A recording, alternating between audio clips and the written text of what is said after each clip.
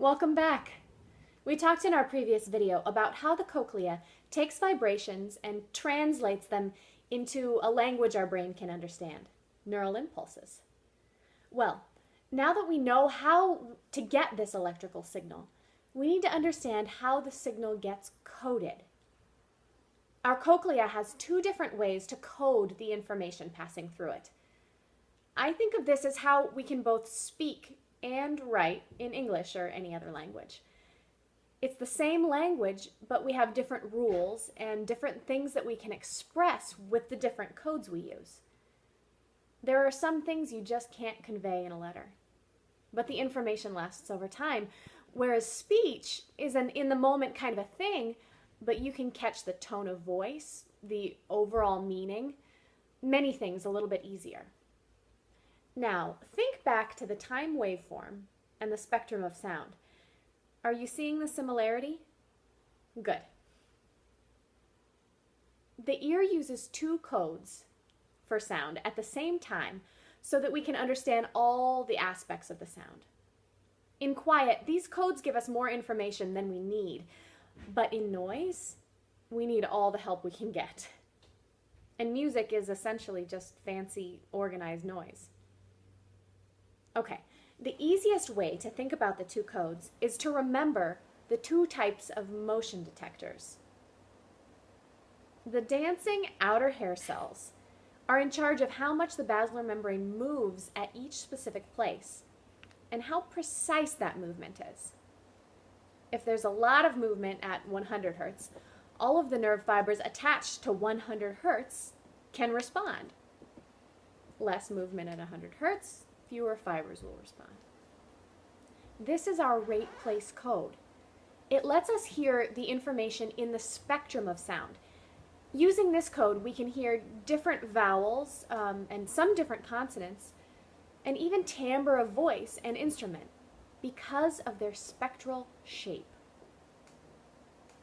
We can also get a little pitch information from the spacing of harmonics. The dancing hair cells also help us to hear more low-level sounds by boosting them up, while leaving high-level sounds alone. They make the crickets sound intense enough to hear, while the passing motorcycle engine stays about the same. Now, what about the electric motion detectors? They're responsible for the time waveform at each place on the basilar membrane. Remember, these guys map out the information at each place over time. In this code, we can see how often the pressure peaks happen, up to about 4,000 or 5,000 hertz anyway. This tells us the pitch that we're hearing.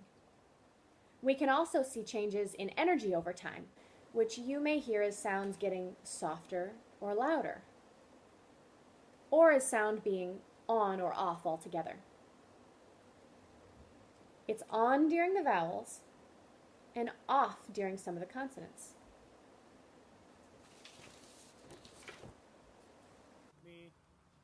Like I said, this is all great and easy with a healthy ear in quiet. We can pick out spectra at any moment in time to see what vowel or even some consonants he's making. Or we can look at the time waveform. We'll see overall amplitude fluctuations telling when he'll sound louder or softer, or when he's saying a stop consonant like t or p. You can even see the rhythm and tempo in changes in intensity. If we zoom way in, we can also calculate the pitch that he's singing by seeing how many times per second the wave repeats. Pretty cool. So here's the big question. What happens if one of our codes is broken? Most of us, as we age, will lose some of our hearing due to damaged outer hair cells. There are many types of hearing loss, but this is the most common. This last half of this video is going to deal with what this type of hearing loss means for people who like to sing and play and listen to music. A lot of singing is about listening to yourself and to the people around you. So we'll talk about this from the perspective of a singer. A good singer or vocal ensemble can play with pitch, timbre, dynamics tempo, rhythm, and even voice onset time in order to make a pleasing, connected, and interesting vocal line. Now, I'm sure that most of these terms are familiar to most musicians, but voice onset time may be a new one. What I mean there is the difference between a sound like d and t. The only tiny difference is when your voice is turned on. Try it with me, with your hand here. D, t, d, t. Now listen to this line from the Chordsman's song. You're listening for a change in words like Don't desert me. desert. Can you sing more of the line? Do you hear it? More of the line. And if this band Now James is going to don't mess with desert some me, other aspects of then the singing. there's nothing in the world can hurt me, long as I'm singing my song. Yeah, now do it with some life. And if this band don't desert me, then there's nothing in the world can hurt me, long as I'm singing my song. Woo! Sorry. All of these minute changes in time and intensity, pitch, and spectral shape and balance are clearly big signals for the auditory system. So what will a singer with a broken rate place code have trouble with? And what will they still be able to do? Well, we have the information right here. Okay, let's say all of your outer hair cells are gone.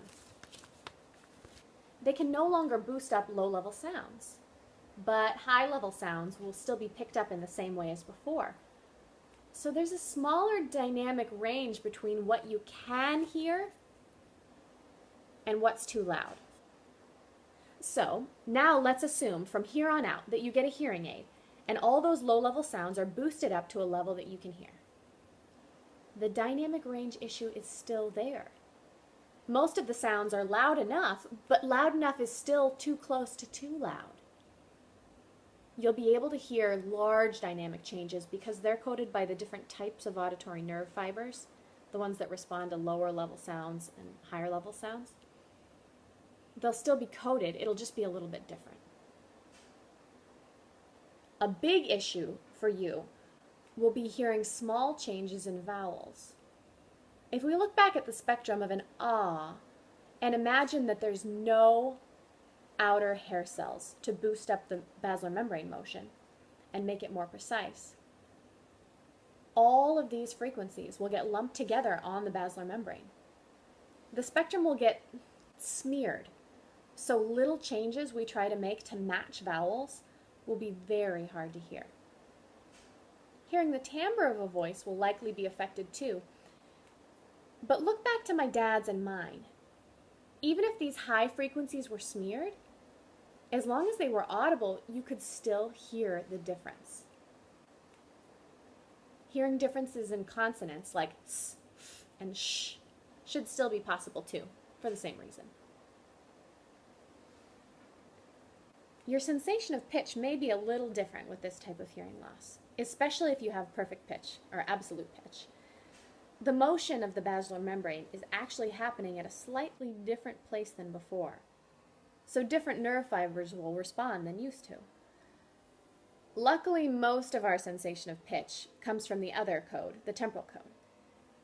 Even though we have complex motion now at each place on the basilar membrane, we can still find out how often that waveform repeats.